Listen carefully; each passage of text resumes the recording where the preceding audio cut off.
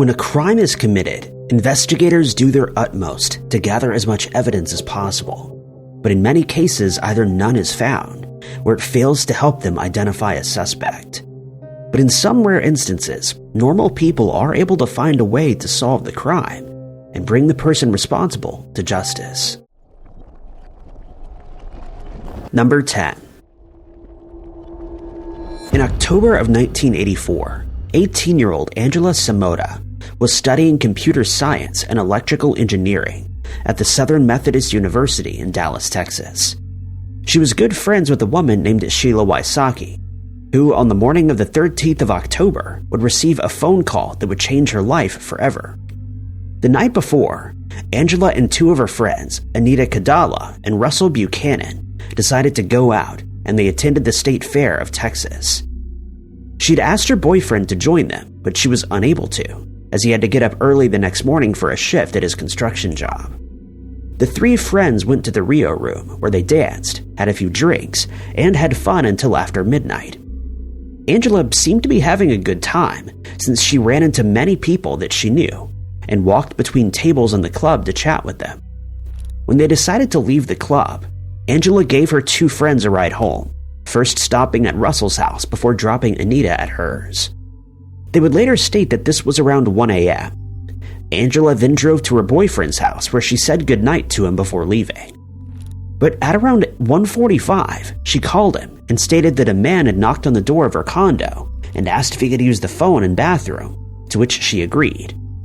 In the middle of their conversation, she stated she'd call him right back and hung up.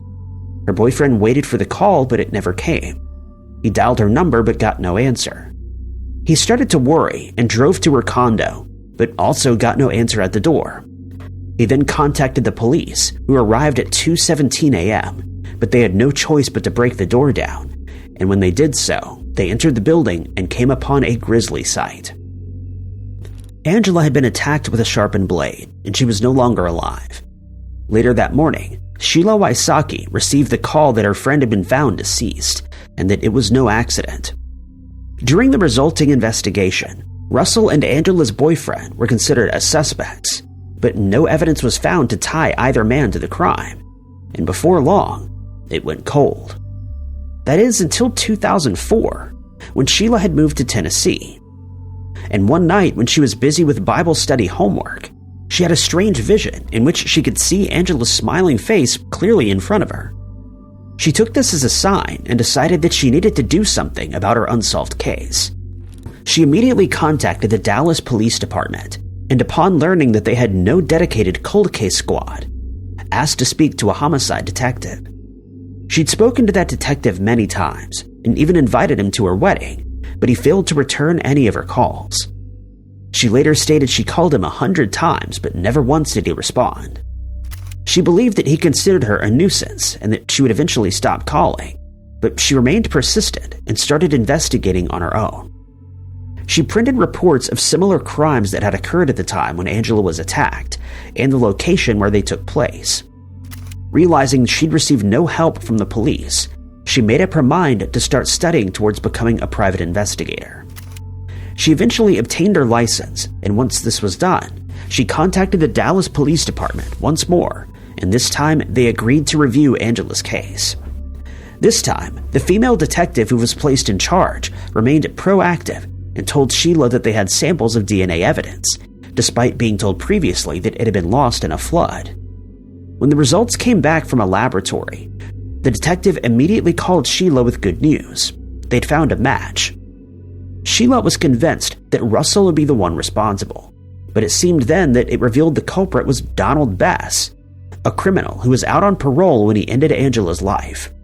He received the death penalty and in 2022 lost his life after suffering a heart attack while incarcerated on death row in West Livingston, Texas. Number 9. In 2002, 32-year-old Stephen Davis was living in the Philippines, where he was running a successful computer company. To get the company off and running, his mother Margaret had invested, and hence was one of his major shareholders. She describes him as a loving person who was devastated when his father passed away, and because of that loss, he'd always stayed close to her and would keep in touch often. He'd married a local Philippine woman named Evelyn, who he would only later find out was 17 years old when they married. She lied and told him she was 21 and used her sister's birth certificate to deceive him. Nonetheless, they remained married and eventually had 2 children. Margaret had never met Evelyn, but that would soon change. One afternoon, while Margaret was at home, she got a call from Stephen's best friend, Martin, who informed her that there'd been an incident and that Stephen had lost his life. He told her that he'd been asleep in the room next to Stephen's when his life was ended, and that no suspect had been identified. Margaret was devastated, but she decided to fly to the Philippines straight away. She and her second husband, Alan, boarded a plane, and strangely, as soon as they arrived, they were told by a local man that whoever ended Stephen's life wouldn't think twice about ending Alan's. She traveled to Stephen's home, and there she finally met Evelyn for the first time. Surprisingly, Evelyn immediately asked the couple for money without even a word about Stephen and the attack against him.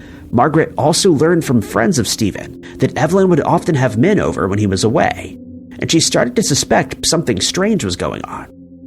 She contacted the police and informed them of her suspicions after she'd done some digging of her own. She learned that Evelyn had been stealing money from Stephen and that the man who ended his life in his home had gained entry with the key to the door. Furthermore, Evelyn had reported that the attackers were in the house for 20 minutes after ending Stephen's life, but no one was able to contact her for hours after the fact, and hence there was no way she could be privy to that information. But the police dismissed her suspicions, stating that the attack was merely a robbery that went wrong. This only fueled Margaret's need for justice, and for the next 2.5 years, she did everything she could to find any information on the crime. She found out that Evelyn had been having an affair with a man named Arnold Adore, and she hired a private investigator to help her. Before long, she got word that Adore and a security guard, Alex Dagami, had been arrested on suspicion of ending Stephen's life, and soon after, Evelyn was also taken into custody. A few months later, a third man, Roberto Palobe, was also identified as a suspect, and he was arrested. He made a deal with the prosecution and reported that Evelyn had hired the 3 men to end Stephen's life. Adore and Dagami were each sentenced to 30 years in prison, and Evelyn was ordered to spend 40 years in jail with no possibility of parole. Number 8. Police officers who attended the crime scene where the body of 18-year-old Jessica Kuran was found at a middle school in Mayfield, Kentucky in August of 2000 described it as one of the worst they had ever seen. She was found badly burned as her attacker had attempted to destroy evidence by dousing her remains with gasoline before fleeing, as was evidenced by a plastic bottle that was found next to her, which still contained the smell of gas. It was then discovered that Jessica was the daughter of Joe Kuran, the local fire chief. She had a 1-year-old son that she loved, and the small town of Mayfield was horrified when news broke of the attack. Tim Fortner, the officer who was placed in charge of the investigation, was immediately found to be out of his depth. He had no experience in detective work and was more familiar with his old role as a deputy jailer. While he was struggling to come to terms with the crime scene, a woman named Susan Galbraith had just finished having coffee with a friend at a nearby coffee shop when she heard a rumor about a body being found at the middle school.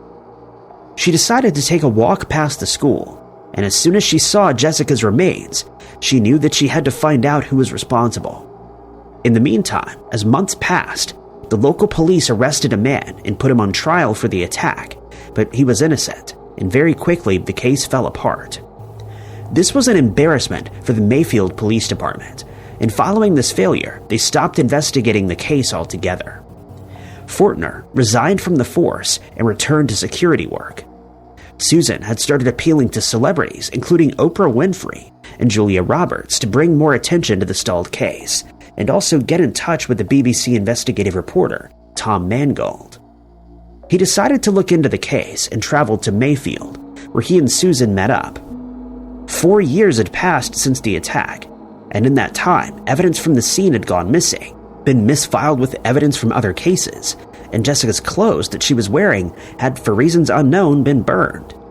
When they spoke to the mother of the man who was first accused, She mentioned the name Quincy Cross, a dealer in illegal substances who was living in Tennessee at the time. They learned that Cross had attended a party on the night of the attack and that he'd been acting strangely that night, repeatedly stating that he wanted to find women, though no one knew for certain what he meant by that statement. They later found out that Cross was wearing a braided belt that night, and that a belt fitting that description was included in the evidence collected at the crime scene.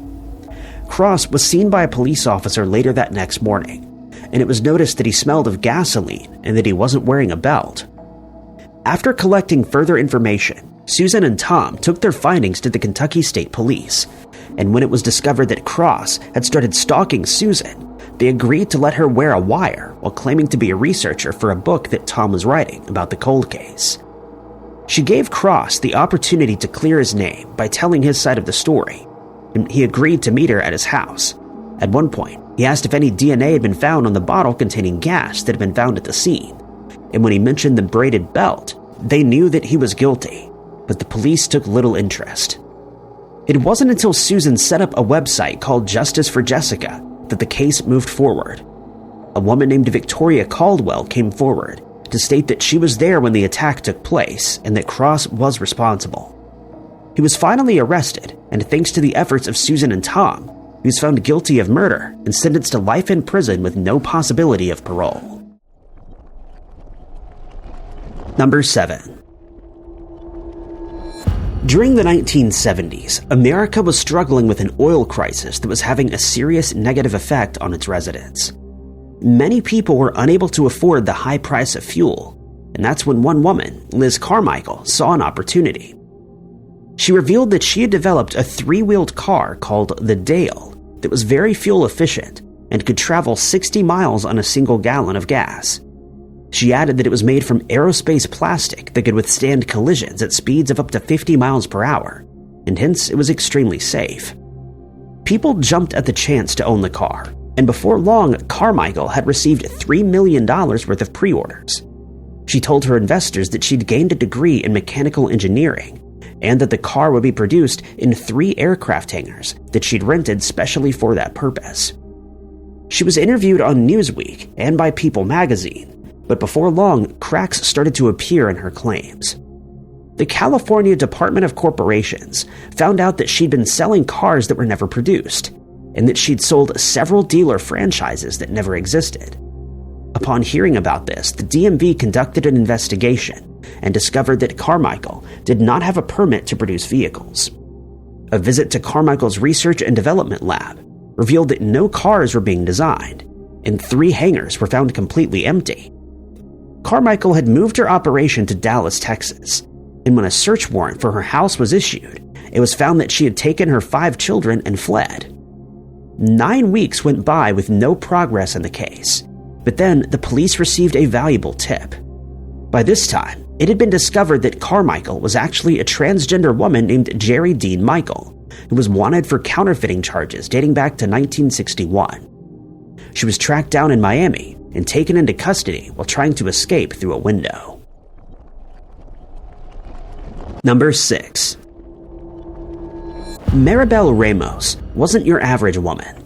By 2013, she'd served in the U.S. military for 8 years, completed 2 tours in Iraq, and following her military service, started studying towards a degree in criminal justice. Those who were close to her describe her as resilient and generous, and by all accounts, she was widely liked in her community. She moved into an apartment in Orange, California, and shared the space with her roommate, a Korean immigrant called Kwangchul Joy, better known as KC. The pair met each other on Craigslist, and soon after decided to share the apartment. They became good friends despite KC being much older than Marbel, since he was in his mid-50s. As could be predicted, Joy soon started having romantic feelings towards Marbel, but she made it clear she didn't feel the same way. This caused a problem in the relationship, as things had started to become awkward between the 2 roommates, and in May of that year it all came to a head when Marbel failed to show up for an event that she was meant to attend. When she'd still not made contact with any of her friends and family 2 days later, they started to worry and they contacted the Orange Police Department to report her as missing. Searches were immediately undertaken by officers, volunteers, and Marbel's loved ones, and the case was featured by many media outlets. When CCTV footage from the apartment complex was checked, it showed Marbel making a bank deposit on the day that she was last seen. This was the last sighting of her, but the footage failed to provide investigators with any new leads. Joy was the first obvious suspect, since he spent the most time with Marbel. While he aided in the search for her and made TV appearances to ask for aid in finding her, his behavior throughout caught investigators off guard. When he was questioned, he stated that he and Marbel had gotten into an argument over the rent to be paid, since he was struggling to provide his share. And when all was said and done, she asked him to get ready to move out. But he was inconsistent with his version of events, and when his phone was checked, it became obvious he had feelings for her, and that his incessant texting bordered on obsession. It was now all but certain that Joy was responsible, but more evidence was needed, and one of Marbel's friends took to Yelp to spread awareness about the case, and it's here that Joy made a mistake that would only arouse more suspicion. One user asked whether Joy had been questioned by the police, and Joy responded by saying that they were best friends, and that she used to be like family to him, but always referred to her in the past tense. This struck many users as strange, but Joy replied that English was his second language, and quickly edited the posts to make it seem as though he'd referred to her in the present tense instead. Following this, investigators found several internet searches in which he looked for information on altering his appearance and how to evade the law. Furthermore, he'd sought information on a secluded area in Santiago Canyon, and with this information in hand, they decided to search the canyon. There, their worst fears were realized when they came across Marbel's remains on the 17th of May. Her identity was confirmed through dental records. Joy was arrested and charged with murder. Number 5. In 2001, 55-year-old Greg May was known to live a nomadic lifestyle, but he owned an antiques shop in Bellevue, Iowa. He specialized in Civil War memorabilia and was well known in the area, according to his children, Dawn and Shannon, who were living in California at the time. Greg and his children were very close and kept in touch as much as possible. Hence, they found it strange when they hadn't heard from him for a few weeks, and when they tried to contact him, they had no luck.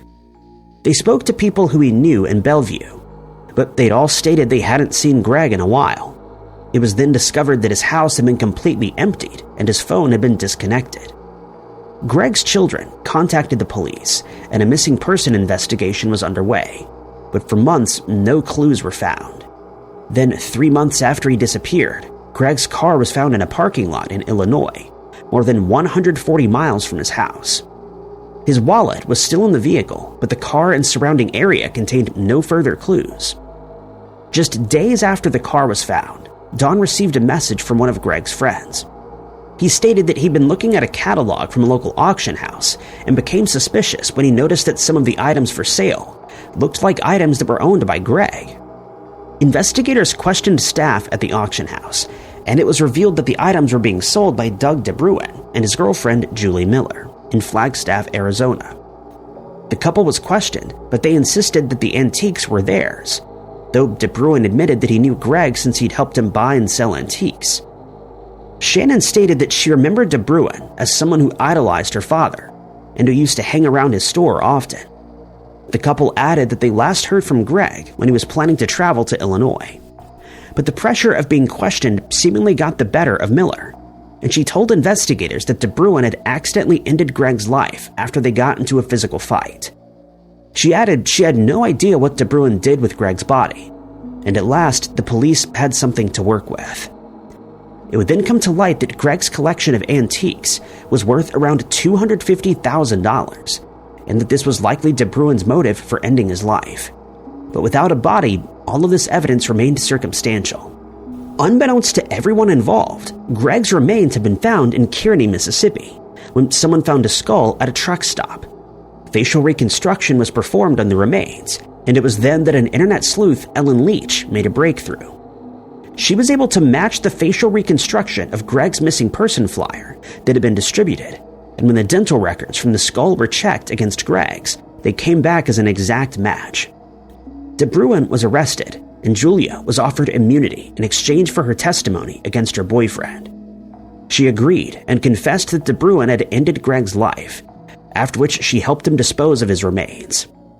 De Bruin was sentenced to life in prison without the possibility of parole, with 10 years added on for the theft of Greg's antiques.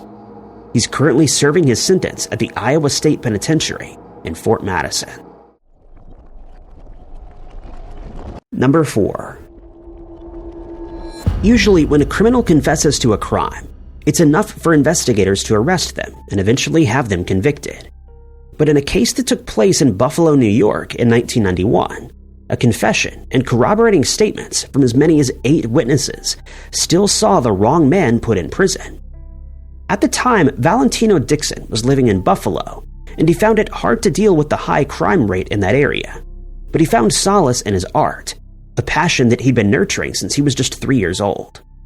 But one night, he and a few of his friends were at an intersection in the city, along with a large group of people, when a fight broke out, and someone who was not in his group started firing a weapon. Dixon ran to his car and fled while one of his friends returned fire, and just a short while later, Dixon was pulled over by the police, who asked whether he was at the scene when the fight broke out. He admitted that he was there, but stated he didn't see the person who started firing. He was taken into custody and, quite unbelievably, charged with firing a weapon into a crowd, as well as 1 count of murder. His clothes were taken as evidence, and he was told that if he was guilty, they would show signs that he'd discharged a firearm. Dixon had one big problem, though. He'd pleaded guilty to being involved in 2 drive-by incidents and was out on bail awaiting his sentencing. But it seemed as though he would be released when 8 people came forward to report that they saw the attacker and it wasn't Dixon. Lamar Scott also contacted the police to confess that he was the one who'd fired his weapon, but he was summarily thrown out of the police station.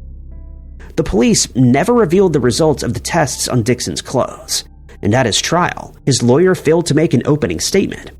He never called any of the 8 witnesses, and despite having Scott's taped confession, he never once mentioned it. One man who'd been wounded in the attack made a point of telling the police that Dixon was innocent, but his statement was ignored. Dixon was found guilty, and despite being innocent, was sentenced to 27 years in prison. After 8 years in jail, he received a gift from his uncle, a set of colored pencils and paper. He started drawing again and found it to be a good distraction from his life in jail, and the fact that he knew he was being held there without reason. He started designing greeting cards and drawing things that he loved, and at one point the prison warden asked him to draw his favorite golf hole before he retired. 20 years had now passed since Dixon was wrongly convicted, and he agreed to draw this golf hole. The warden brought him a picture of the hole, the 12th at Augusta, and it turned out even better than expected, and he continued drawing holes from other courses. These drawings caught the attention of Max Adler, a Golf Digest magazine journalist, who published weekly articles from people who had their lives changed by the sport. Adler decided to write a piece on Dixon's story, and in 2018, Marty Tankleff, a professor at the Georgetown University, started discussing Dixon's case in his law classes. They contacted the district attorney who handled the case, and when asked about Dixon's clothing, he responded that the tests came back negative for firearm residue. These results were never turned over to the appropriate authorities, and this resulted in what's called a Brady violation, in which case Dixon was entitled to a new trial. He was indeed granted a second trial, and by this time, he was exonerated thanks to the due diligence that should have been carried out by the police in the first place. Number 3. In November of 1966, a soldier was walking in the woods of Hodgemore Wood in Buckinghamshire, England, when he stumbled on something that he could never have expected. A short while earlier, he'd noticed a car parked about a mile away, and when he reached a clearing in the woods, he found the body of Dr. Helen Davidson with her dog, Fancy, standing guard over her. It would later come to light that Helen had gone into the woods to do some bird watching, a hobby of hers, and that the car that stood a mile away belonged to her. An autopsy revealed that she'd been struck over the head with a burned branch, but no suspects were identified since Helen had no enemies. Rumors emerged that she'd been attacked by a former patient who held a grudge against her, but this lead led nowhere, and eventually the case went cold despite a $130,000 reward being offered for information. Investigators believed that this was a crime of opportunity and that Helen had simply been in the wrong place at the wrong time. They stated that someone who was in the woods that day decided to attack her for reasons unknown, and the chances of them ever being identified were slim to none. For the next 5 decades, the case lay undisturbed in the cold case archives until a woman attended a talk by true crime author Monica Weller. She had been speaking about the case of Ruth Ellis, the last woman to be sent to the gallows in the UK. The next day, the woman contacted Monica by email and asked if she was familiar with Helen's case. Monica was immediately intrigued, and she decided to look into the case after receiving more information from the woman in the form of news articles. She contacted Professor David Bowen, who'd conducted Helen's autopsy, and he provided her with all the information he could. She then spoke to the officer who took the photos of the crime scene and got a first-hand account of what was found there. She spoke to the locals of Amersham, who were only too willing to help, each one providing a little more information on the case. And before long, someone mentioned the name of George Garbett, a gardener who was working in the area at the time. He lived on the property of a prominent London businessman on the outskirts of the woods and was known to have suffered a brain injury while he was fighting in the Second World War.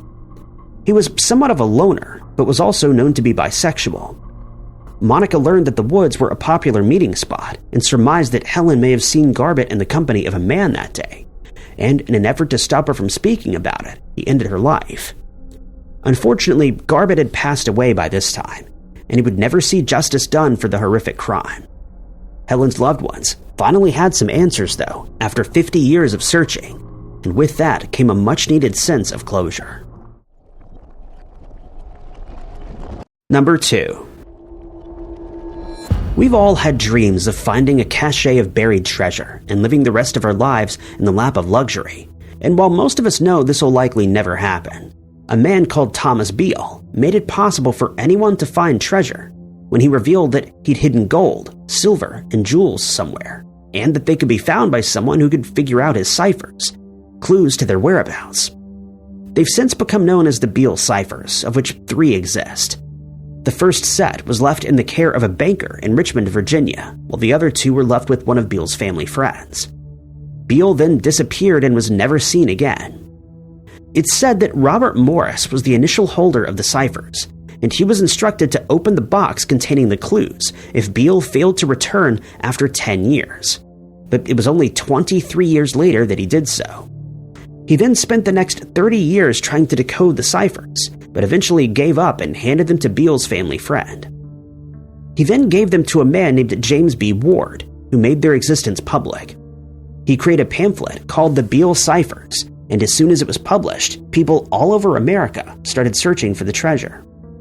On several occasions, people were convinced that they'd cracked at least one of the codes and traveled to different areas in Virginia to unearth part of the treasure, but their efforts were in vain.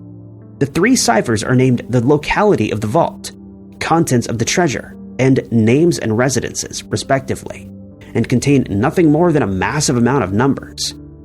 For decades, Ward, a farmer who had a love for puzzles, did his best to solve the cipher, and one day he had an epiphany. He used the Declaration of Independence as the key to the puzzle, and before long managed to decode the second cipher. It revealed that the treasure consists of 3,000 pounds of gold, silver, and jewels that were obtained in St. Louis in exchange for gold and silver in order to reduce the transport load. The gems alone were said to be worth around $13,000 at the time they were buried. Unfortunately, no one has been able to decode the most important of the 3 ciphers, the first, which contains the site where the box is buried. While many people believe the entire thing to be nothing more than a hoax, many more are still convinced that the treasure is real, and efforts are still being made to find it. Number 1. While some people find the thought of psychics to be farcical, it's a well-known fact that investigators have asked for their help on many occasions, for cases that were thought to be unsolvable, and in some instances they were able to make scarily accurate predictions.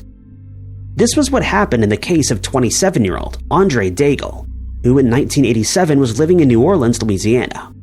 He had a steady job as a carpenter, and in June of that year, he and his partner, Joe Lapinto, were in the process of renovating a house in that area. On the 9th of June, they finished their work for the day, and Joe drove to a Mexican restaurant called Chi-Chi, where he met with a friend of his named Nick Shelley. They had dinner together and then went to Mitchell's Lounge, a local bar where they played a few games of pool. There, Andre met a woman named Thelma, and she seemed to take an instant liking to him. They spent some time talking, and when he and Nick were getting ready to leave, she asked if Andre would give her a ride to her friend's house. She added that her friend was pregnant and that she'd promised to stop by to make sure that she was all right. He agreed, and Nick watched the pair drive off in his pickup truck. The next day, Andre didn't show up at the house that they were working on, and when he couldn't be found by the next day, he was reported as missing.